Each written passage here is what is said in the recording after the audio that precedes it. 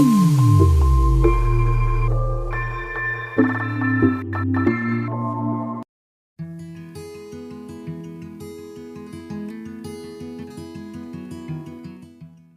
let's talk about what you're going to learn in this course.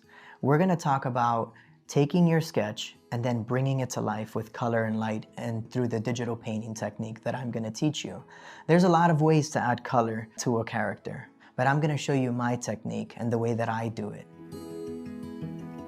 One of the things that I want to show you is that with this technique, you're going to learn how to add color and light.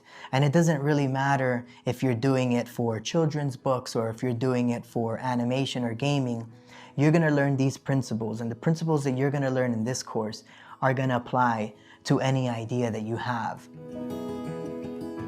This is really adding color and adding light to lines on a paper. So whatever those lines are, those are your lines. And whatever those are, you can bring them to life with this technique that I'm going to teach you. I will provide you with sketches, but at the end of the day, I still would really love for you to have your own sketch. So in the following lesson, we're going to talk about getting everything ready before we really dive into painting. So we're going to talk about workspace, brushes, and getting all of our tools ready and ready to go. So we'll figure that out in the next lesson.